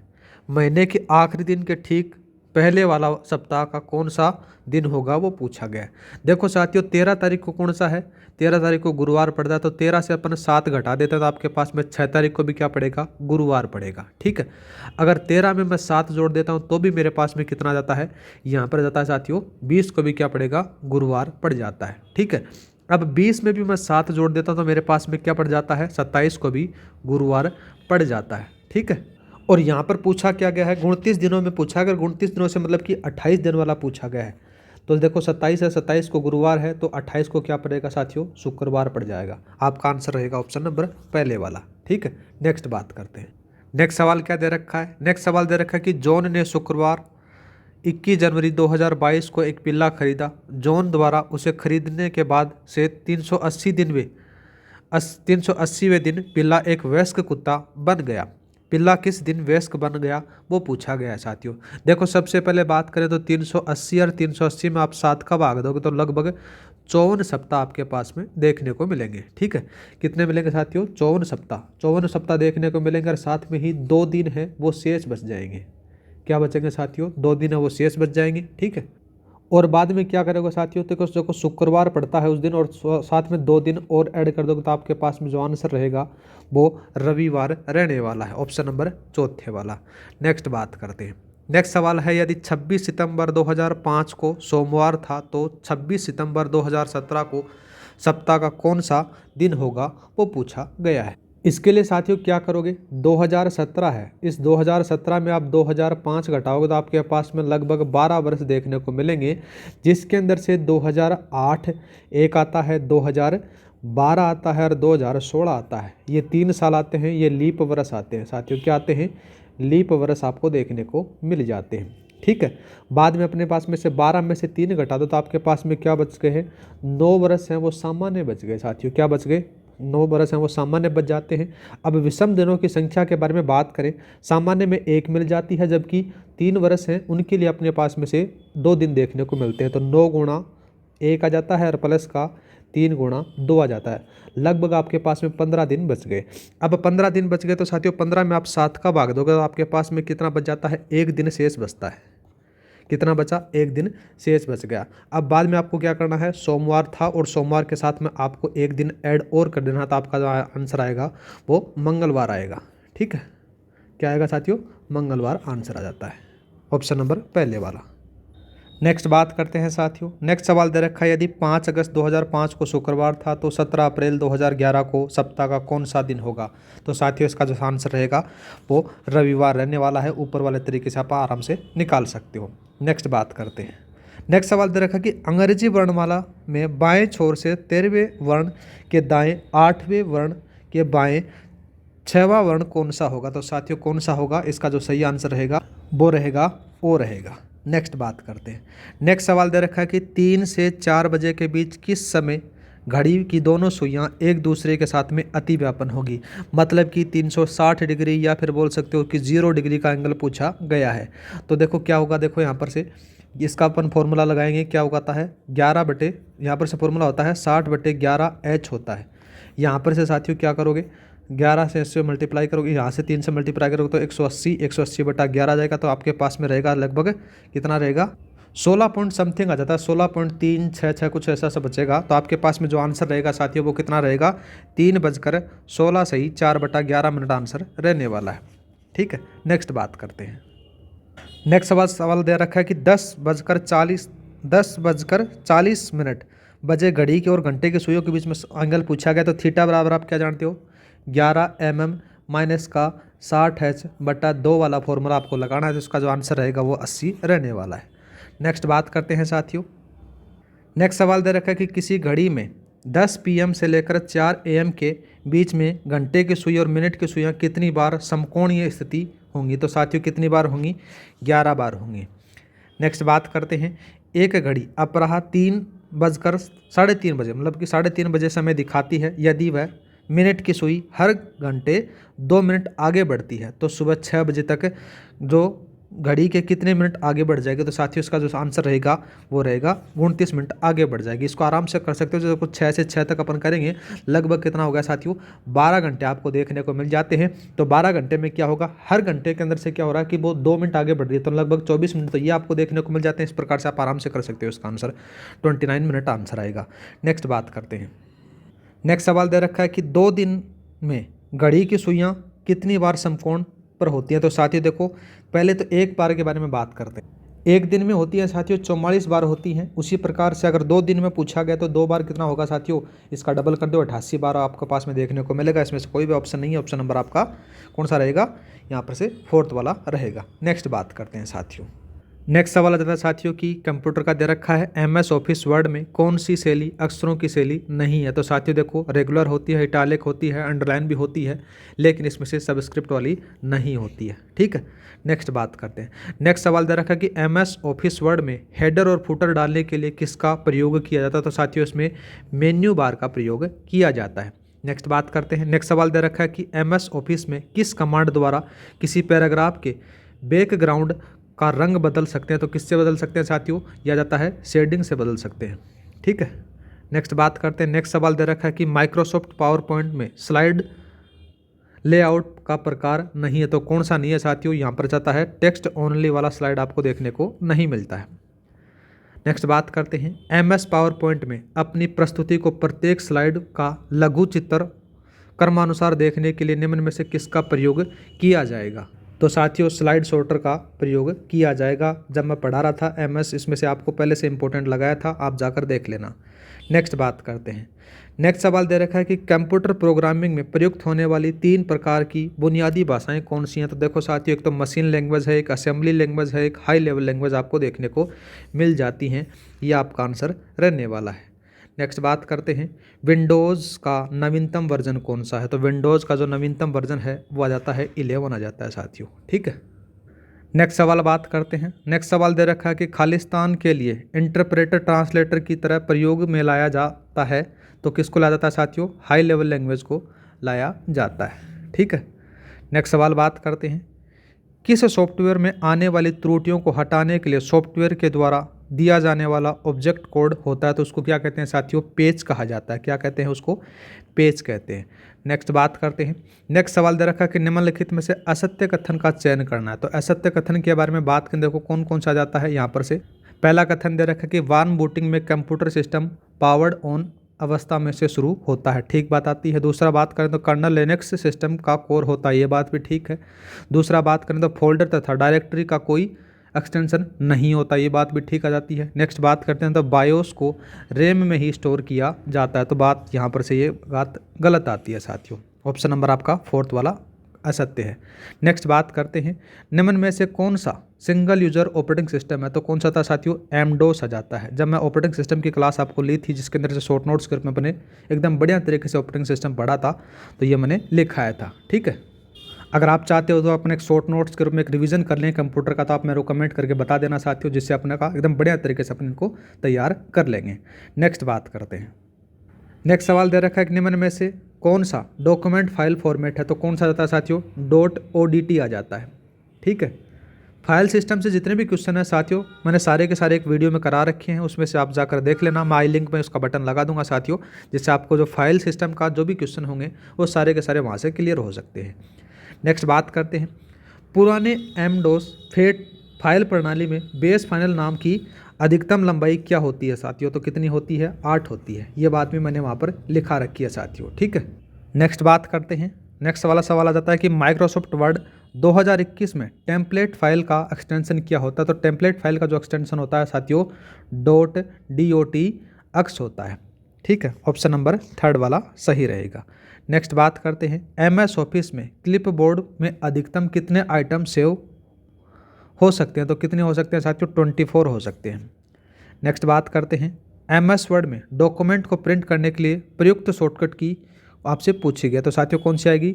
कंट्रोल शिफ्ट प्लस F12 का प्रयोग किया जाता है। ठीक है, कंट्रोल प्लस F का बारे में बात करें तो कंट्रोल प्लस F का होता है कि विंडो को प्रीव्यू साइज है उसमें जो प्रीवियस साइज है उसको बदलने में काम आता है। ठीक है, और दूसरा बात करें कंट्रोल शिफ्ट की है वो स्मॉल कैप्स के लिए प्रयोग किया होता है। और यहाँ पर से दूसरा जाता है अल्ट शिफ्ट प्लस डी है, इसका जो प्रयोग होगा वो जो करंट डेटा है उसके लिए प्रयोग किया जाता है। नेक्स्ट बात करते हैं MS एक्सेल में संख्याओं का बाय डिफ़ॉल्ट अलाइनमेंट खालिस्तान होता है, तो साथियों कौन सा होता है, यह राइट अलाइनमेंट आपको देखने को मिल जाता है। जब मैं MS एक्सेल पढ़ाया था उसमें इस प्रकार से 2 बॉक्स बनाकर दिखाए थे साथियों।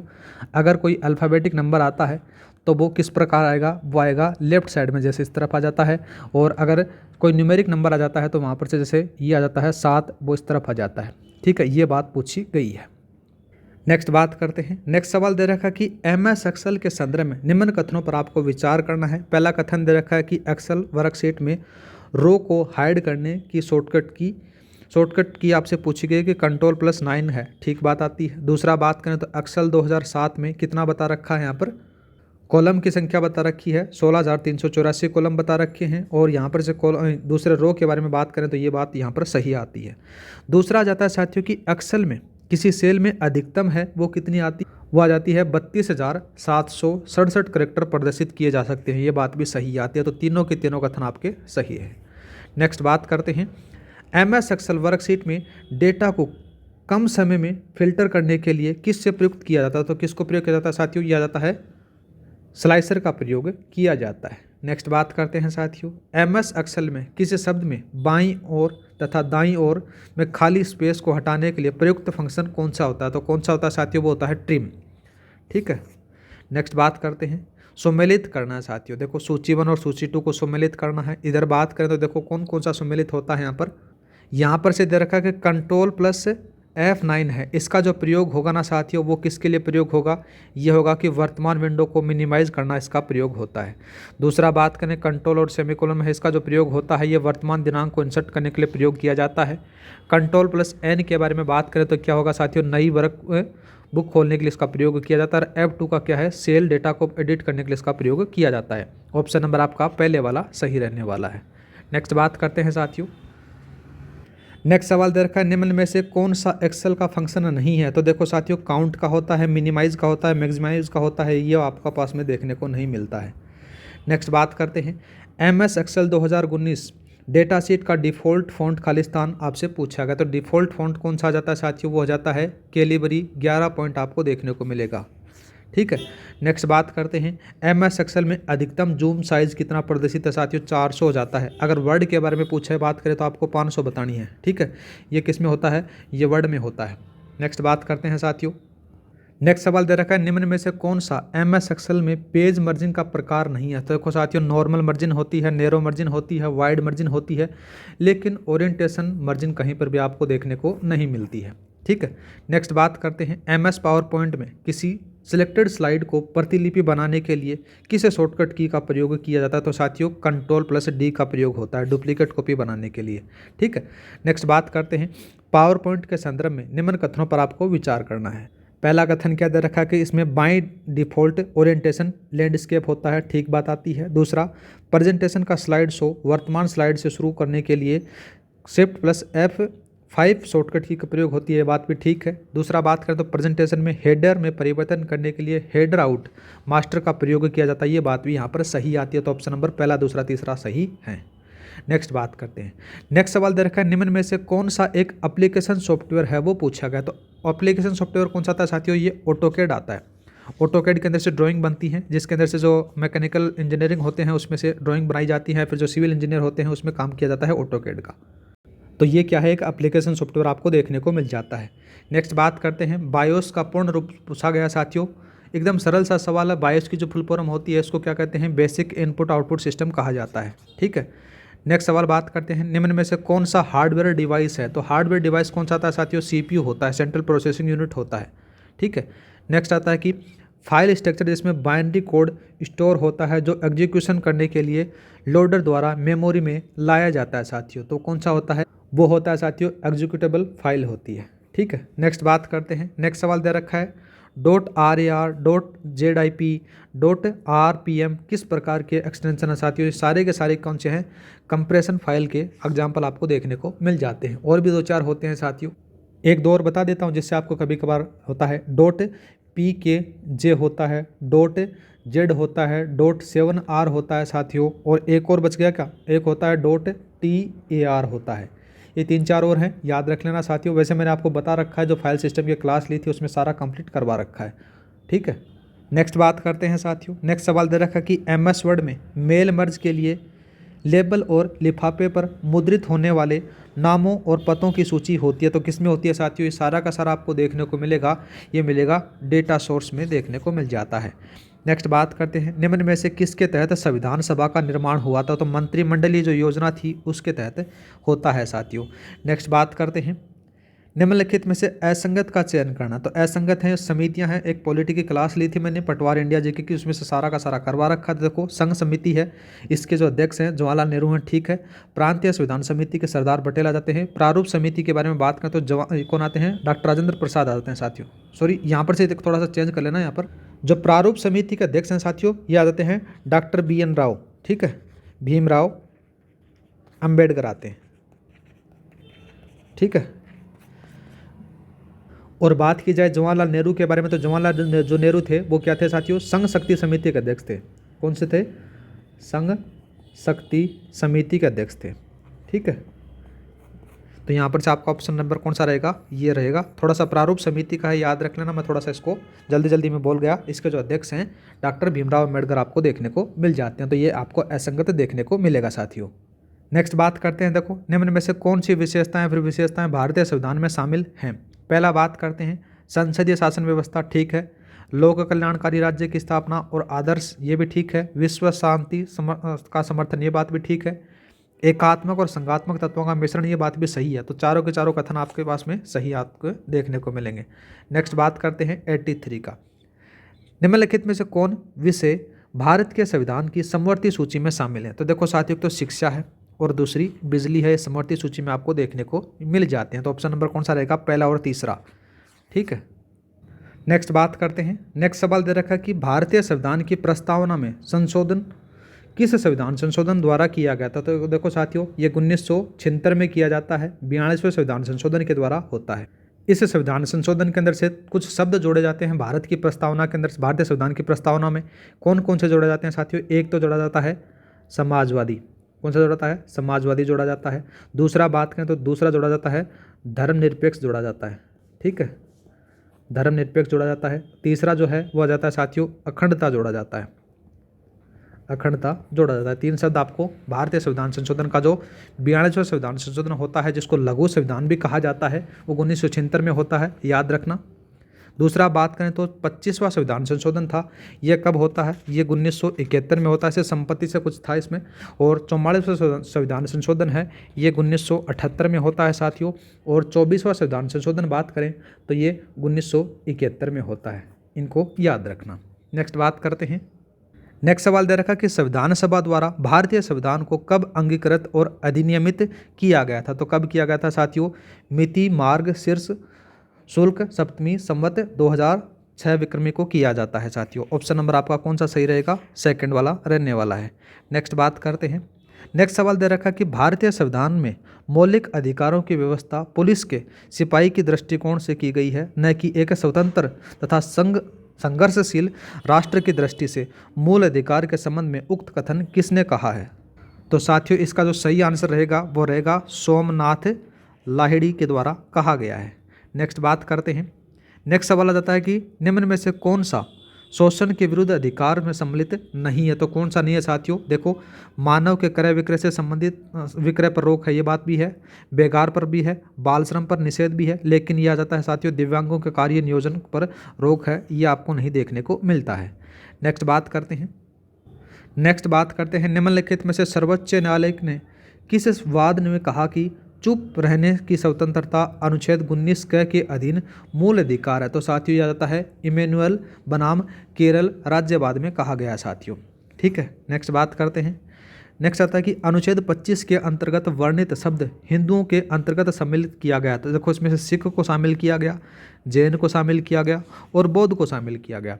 दूसरा, तीसरा और चौथा आपके सही रहने वाला है, फारसी को नहीं किया गया है। ठीक है, नेक्स्ट बात करते हैं। नेक्स्ट सवाल दे रखा कि संविधान के किस अनुच्छेद के तहत राज्य भारत के समस्त राज्य क्षेत्र में नागरिकों के लिए एक समान नागरिक संहिता लागू करने का उपबंध करेगा। तो साथियों यह जाता है आर्टिकल 44 में आपको देखने को मिलता है। नेक्स्ट बात करते हैं। नीति निर्देशक तत्वों के अनुसार राज्य निम्न में से किन आधारों पर लोक सहायता पाने का अधिकार प्राप्त करने का उपबंध करेगा साथियों। तो देखो इसमें से एक तो आ जाती है बेरोजगारी। ठीक है, दूसरा बात करें तो उसके अंदर से दूसरा कौन सा आएगा, दूसरा आता है यहाँ पर से बुढ़ापा भी आ जाता है, और तीसरा बीमारी आ जाता है, और चौथा बात करें तो निःशक्तता आपको देखने को मिले। मतलब कि आपको चारों चीज़ें देखने को मिलती हैं। नेक्स्ट बात करते हैं। उद्योगों के प्रबंधन में कर्मकारों की भागीदारी सुनिश्चित करने संबंधी प्रावधान संविधान के किस अनुच्छेद में है। तो साथियों किस में जाता है, अनुच्छेद 43 क में बताया गया है। किस में बताया गया है, आर्टिकल 43 क के अंदर से। नेक्स्ट बात करते हैं। निम्न में से किस समिति का संबंध मौलिक कर्तव्यों से नहीं है। तो साथियों जो वर्मा समिति है उससे नहीं देखने को मिलेगा। ऑप्शन नंबर कौन सा जाता है साथियों, यहाँ पर से थोड़ा सा चेंज करना, वर्मा समिति से तो है पर ये दूसरी यहाँ पर से जो समिति दी गई है रामनंदन समिति है ना, यहाँ पर से इसका संबंध मौलिक कर्तव्यों से नहीं दिया गया साथियों। ऑप्शन नंबर आपका सेकंड वाला सही रहेगा। नेक्स्ट बात करते हैं। नेक्स्ट सवाल दे रखा देखो, नेक्स्ट दे रखा है कि निम्न में से कौन सा मूल कर्तव्यों के अंतर्गत सम्मिलित नहीं है। तो कौन सा आता है साथियों, देखो पहला आता है देखो भारत में संप्रभुता, एकता, अखंडता की रक्षा करना आता है, ठीक बात आती है। दूसरा बात करें, दूसरा कौन सा दे रखा है कि सार्वजनिक संपत्ति की सुरक्षा करना, ये भी आपका मूल कर्तव्य देखने को मिलेगा। देश की रक्षा करना भी आपको देखने को मिल जाता है। लेकिन श्रमिकों को प्रबंधन में भागीदारी देना यह आपका मूल कर्तव्य में देखने को नहीं मिलता है। नेक्स्ट बात करते हैं। नेक्स्ट सवाल दे रखा कि संविधान के किस अनुच्छेद के तहत राष्ट्रपति किसी मामले में सर्वोच्च न्यायालय के परामर्श लेने की शक्ति प्रदान की गई है। तो आर्टिकल 143 में बखान किया गया है साथियों। ठीक है, नेक्स्ट बात करते हैं। नेक्स्ट सवाल दे रखा कि निम्न में से कौन सा संवैधानिक पदाधिकारी राष्ट्रपति के प्रसाद पर्यंत अपने पद पर आसीन रहता है। तो देखो एक तो कौन कौन सा आएगा, एक तो राज्यपाल आएगा और दूसरा जाता है साथियों महान्यायवादी आ जाता है। ऑप्शन नंबर कौन सा रहेगा, पहला और दूसरा। ठीक है, नेक्स्ट बात करते हैं। नेक्स्ट सवाल दे रखा है कि राष्ट्रपति शासन के संदर्भ में निम्न कथनों पर विचार करना है। पहला कथन दे रखा है कि हाल ही में मणिपुर में हो रही नरजातीय हिंसा में राज्य सरकार पर पक्षपातपूर्ण रवैये के आरोप लगाने पर केंद्र सरकार ने 13 फरवरी 2025 को मणिपुर में 11वीं बार राष्ट्रपति शासन लगाया, ठीक बात आती है साथियों। दूसरा बात करें तो अनुच्छेद 356 के अनुसार राष्ट्रपति शासन की दशा में राज्य के सभी कर्तव्य और शक्तियां राष्ट्रपति स्वयं अपने हाथ में ले सकता है, ये बात भी ठीक आती है। तो दोनों के दोनों कथन आपके सही हैं। नेक्स्ट बात करते हैं।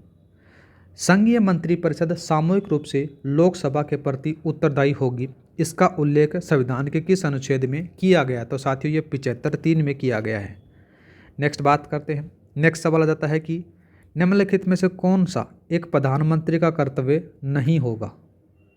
तो साथियों देखो पहला बात करते हैं, वह संघ सरकार के प्रशासनिक और विधायिक मामलों में से संबंधित मंत्रिपरिषद के विनिश्चित की सूचना राष्ट्रपति को देगा, ये बात ठीक आती है। दूसरा बात करें, वह संघ सरकार के प्रशासनिक और विधायी मामलों से संबंधित जो सूचना राष्ट्रपति मांगे उसे देगा, ये बात भी ठीक आती है। नेक्स्ट बात करते हैं, किसी विषय जिस पर संबंधित मंत्री ने विनिश्चित कर लिया लेकिन मंत्रिपरिषद ने विचार न किया तो राष्ट्रपति की अपेक्षा किए जाने पर वह उसे मंत्रिपरिषद के समक्ष विचार हेतु रखेगा, यह बात भी ठीक आती है। नेक्स्ट बात करें तो वह मंत्रिपरिषद के निर्णयों को की गोपनीयता को सुनिश्चित करेगा, ये बात यहाँ पर से गलत आती है साथियों।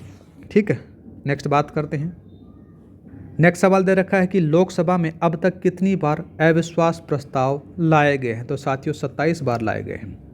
नेक्स्ट बात करते हैं, वर्तमान में केंद्रीय मंत्रिमंडल में कितनी महिलाएं कैबिनेट मंत्री हैं। तो साथियों 2 आपको देखने को मिलेंगी। नेक्स्ट बात करते हैं, 1919 के अधिनियम के अंतर्गत केंद्रीय विधानसभा तथा राज्य परिषद का कार्यकाल क्रमशः कितना निर्धारित किया गया था। तो साथियों 3 वर्ष और 5 वर्ष किया गया था। नेक्स्ट बात करते हैं। नेक्स्ट सवाल दे रखा है कि भारत शासन अधिनियम 1935 के द्वारा किस अनुसूची के तहत शक्तियों का विभाजन किया गया। तो साथियों किसमें किया गया था, 7वीं अनुसूची के अंतर्गत किया गया है। नेक्स्ट बात करते हैं, निम्न में से संविधान के किस अनुच्छेद में यह उपबंधित है कि उच्चतम न्यायालय अभिलेख न्यायालय होगा? तो साथियों ये आ जाता है कौन सा, आर्टिकल 129 में किया गया है। नेक्स्ट बात करते हैं साथियों, नेक्स्ट सवाल क्या दे रखा है? नेक्स्ट सवाल दे रखा है कि निम्न कथनों पर विचार करना है। पहला कथन क्या दे रखा है कि वर्तमान में सर्वोच्च न्यायालय के न्यायाधीशों की नियुक्ति कॉलेजियम प्रणाली के आधार पर की जाती है, ये बात ठीक आती है साथियों। दूसरा बात करें तो सर्वोच्च न्यायालय का न्यायाधीश 62 वर्ष तक की आयु तक अपने पद पर बना रह सकता है, ये बात भी ठीक आती है साथियों। तो दोनों के दोनों आपके कथन सही हैं। नेक्स्ट बात करते हैं, नेक्स्ट सवाल दे रखा है कि के संथानम समिति का संबंध है, तो किससे आ जाता है साथियों? ये सतर्कता आयोग से आपको देखने को मिल जाता है। नेक्स्ट बात करते हैं, योजना आयोग के स्थान पर सहकारी संघवाद को बढ़ावा देने के लिए स्थापित नीति आयोग के संदर्भित नीति का पूरा नाम पूछा गया है। तो साथियों इसका जो सही आंसर रहेगा वो रहेगा national institution for transforming India रहने वाला है, ऑप्शन नंबर पहले वाला। नेक्स्ट बात करते हैं, राष्ट्रीय पिछड़ा वर्ग आयोग को संवैधानिक दर्जा कौन से संविधान संशोधन द्वारा दिया गया? तो साथियों यह आ जाता है 102वां संविधान संशोधन है, उसके अंतर्गत दिया गया है। नेक्स्ट बात करते हैं, निम्नलिखित में से कौन से विधेयक संसद के विशेष बहुमत पारित होते हैं? तो कौन से होते हैं साथियों? देखो ये सारे के सारे, ये तो पहला तो हो जाता है साधारण विधेयक का हो जाता है, धन विधेयक भी नाम से हो जाता है, वित्त विधेयक भी हो जाता है, लेकिन जो संविधान संशोधन का विधेयक है ये विशेष बहुमत से पारित करना होता है। ठीक है, ऑप्शन नंबर सेकंड वाला। नेक्स्ट बात करते हैं, नेक्स्ट आता है कि भारतीय संघीय प्रणाली को सहयोगी संघवाद की संज्ञा किसने दी थी? तो किसने दी थी साथियों? ग्रेनविल ऑस्टिन के द्वारा दी जाती है साथियों। नेक्स्ट बात करते हैं, केंद्रीय निर्वाचन आयोग के संबंध में असत्य कथन पूछा गया है। तो साथियों इसका जो आंसर रहेगा वो रहने वाला है कि मुख्य निर्वाचन आयुक्त का जो कार्यकाल है वो 6 वर्ष या फिर 62 वर्ष की आयु जो पहले हो तक होता है, ये असत्य कथन आपको देखने को मिलता है। नेक्स्ट बात करते हैं, संविधान के अनुसार केंद्रीय वित्त आयोग की सिफारिशें भारत सरकार के लिए क्या होंगी साथियों? सलाहकारी होंगी। क्या होंगी साथियों? सलाहकारी होंगी। ठीक है, ऑप्शन नंबर सेकंड वाला। नेक्स्ट बात करते हैं, भारत में संविधान के अनुसार संघ लोक सेवा आयोग की शक्तियों में वृद्धि करने का अधिकार निम्न में से किस में है? तो किस में साथियों जाता है? संसद में आपको देखने को मिल जाता है। नेक्स्ट बात करते हैं, भारत के 16वें वित्त आयोग के अध्यक्ष आपको कौन बताना है? तो याद रखना जाते हैं डॉक्टर अरविंद पनगड़िया। नेक्स्ट बात करते हैं साथियों, नेक्स्ट सवाल दे रखा है कि केंद्रीय पंचायती राज मंत्रालय द्वारा शुरू की गई फुलेरा का पंचायती राज सीरीज की तीसरा और अंतिम फिल्म है, तो साथियों आ जाता है अहुल्ला का विकास आ जाता है। नेक्स्ट बात करते हैं, नेक्स्ट सवाल दे रखा है साथियों, यहाँ पर दिया गया कि world audio visual entertainment summit 2025 के बारे में निम्नलिखित में से कौन सा कथन सत्य है वो पूछा गया है। पहला कथन बात करें तो इसका आयोजन 1 से लेकर 4 मई 2025 को जियो वर्ल्ड कन्वेंशन सेंटर मुंबई में हुआ, ये बात ठीक आती है साथियों। तो यहाँ पर से ऑप्शन नंबर पहला सही रहने वाला है। इसका आयोजन है वो केंद्रीय संस्कृति मंत्रालय द्वारा किया गया, नहीं किया गया भाई इसके द्वारा।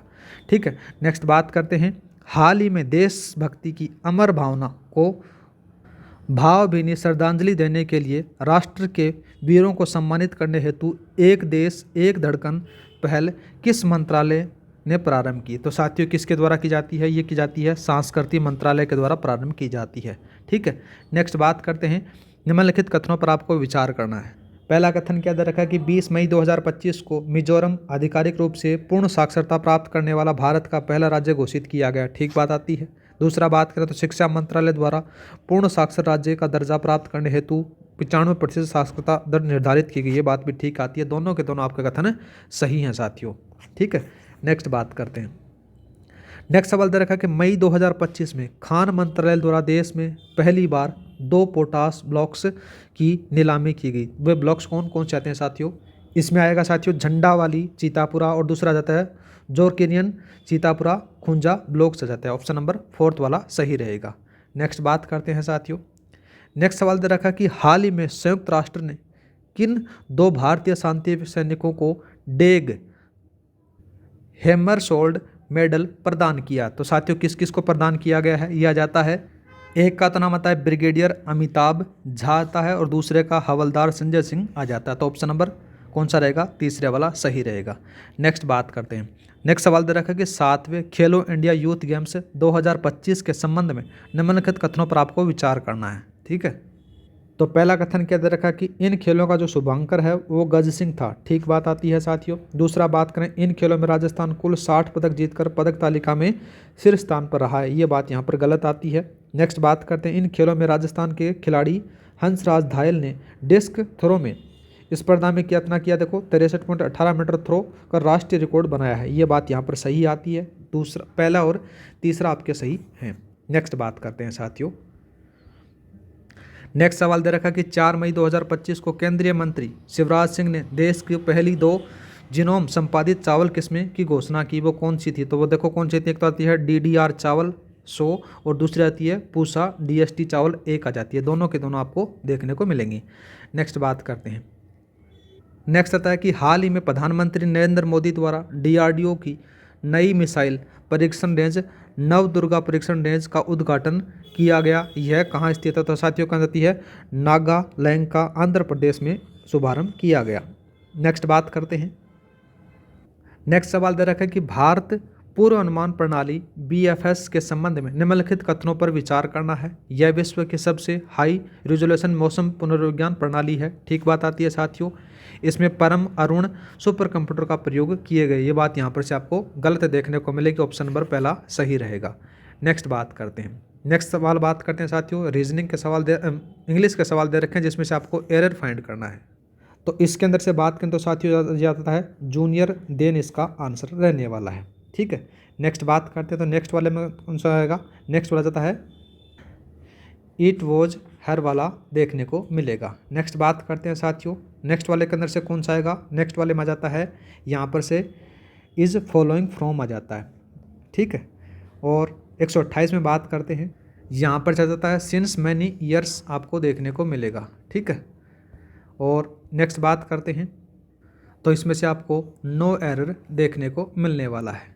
नेक्स्ट बात करते हैं, तो नेक्स्ट वाले में कौन सा आएगा, इसका जो आंसर रहने वाला है वो रहेगा who were parents in class, answer रहने वाला है। नेक्स्ट बात करते हैं, इसका जो आंसर रहने वाला है साक्षी वॉज लुकिंग वाला आंसर रहेगा। नेक्स्ट बात करते हैं साथियों 132 के अंदर से कौन सा रहेगा, फ्रॉम ऑल द रहने वाला है। नेक्स्ट बात करते हैं साथियों 133 के अंदर से इसका जो आंसर रहेगा वो ये रहेगा। 134 के अंदर से बात करें तो कौन सा रहेगा, अनलेस यू डोंट रहने वाला है, ठीक है। नेक्स्ट बात करते हैं, नेक्स्ट वाले का जो सवाल आ जाता है इसमें से कौन सा रहेगा, ये थर्ड वाला आंसर रहेगा।